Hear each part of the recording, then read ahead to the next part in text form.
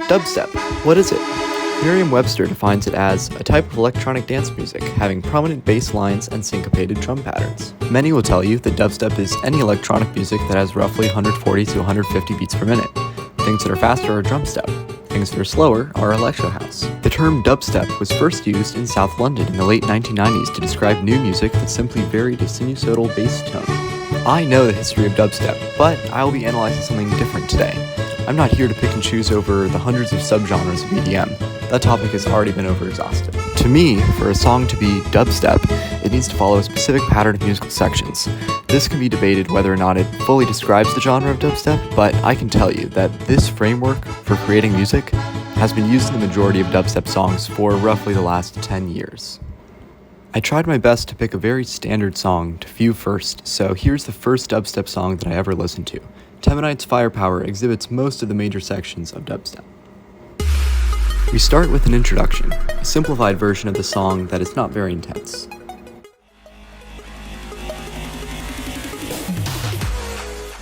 Then we have a small rise into the main melody. This part is noticeably different than the introduction and uses a pretty stable chord progression. Stable and unstable sounds get into more complex music theory concepts, but essentially it makes you feel like you could listen to this infinitely. The sounds are anchored well. Then we move directly to the most unstable section, the rise. The bass line may change or drop out entirely. The song shifts to chords that make you expect the tonic chord. You can literally feel the anticipation building. Drum beats subdivide or get twice as fast, and then the bass drop. It is both stable and intense. Your mental shoes can touch the ground again. The artist can do just about whatever they want with you now, and they will usually sample more than one variation on this new sound they've created.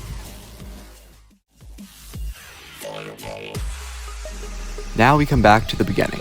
Temanite opts to go for the intro again, but with a quiet background melody as well. Songs will often bring back the main melody, but with a twist, or a new set of sounds since they've already built this much intensity. Then we come to the second drop. The rise here can be the same or different, but the listener still remembers what the last bass drop sounded like. Composers will often do a little bit more to tease the listener. And the second bass drop. The second drop needs to be more intense than the first, and there are many ways to accomplish this that we'll get to later. Then the ending. Sometimes we get to an outro, or in this case, just a few notes to end it off. And there you have it. That is a rundown of how most dubstep music is structured. Not every song includes all of these sections, and some songs include more sections. Discurse's magnum opus, Corrupt Souls, leaps straight from the intro into the bass drop and doesn't introduce the main melody until the middle of the song.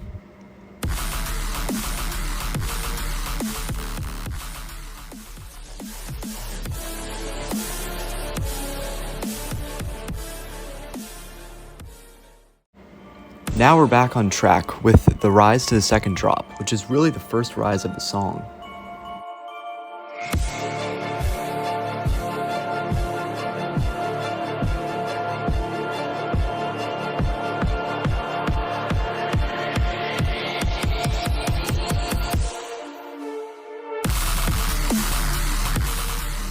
Notice here the song switches from a 12/8 time signature to 4/4 with a few triplets. This is another strategy to create a more intense second drop.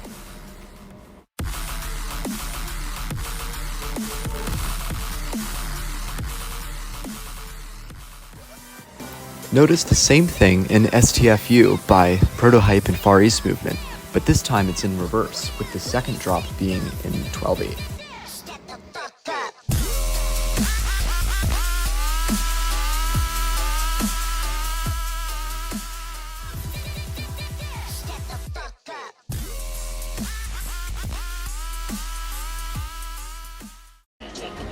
The second drop can be a different sound entirely, like in Battlegrounds by Festivalens.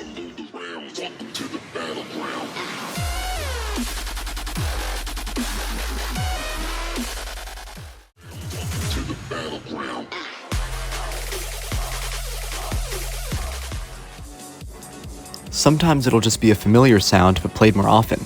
An extreme example is D-Trace's Panic.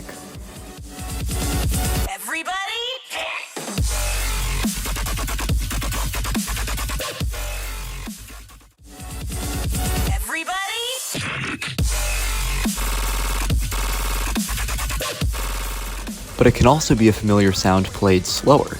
This is harder to accomplish since faster is typically the same as more intense, but listen here to Earthquake by Marshmello and Tynan.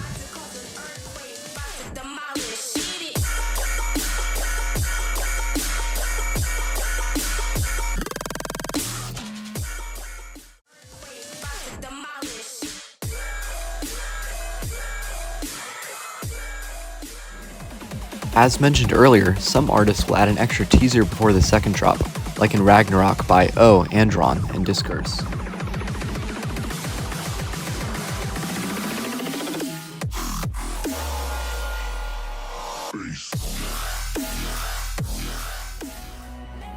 Intensity is hard to quantify in dubstep. Sections can sound intense because they contrast others. In most songs, simply louder, more aggressive percussion sounds are used to articulate this idea. But listen now to Sin's 28 Days Later, where the exact same 4 notes are played throughout the entire song.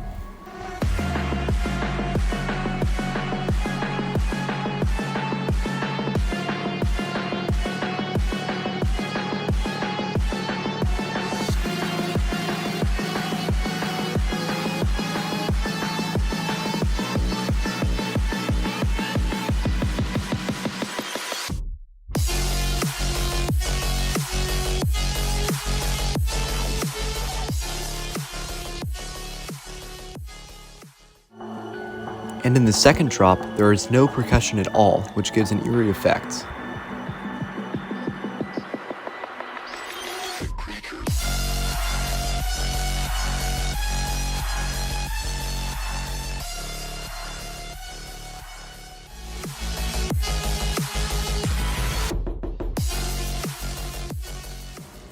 As you can see, dubstep is anything but random sounds. For the infinite possibilities of sounds that can be played, very strict patterns are followed to create this genre. Thanks for watching.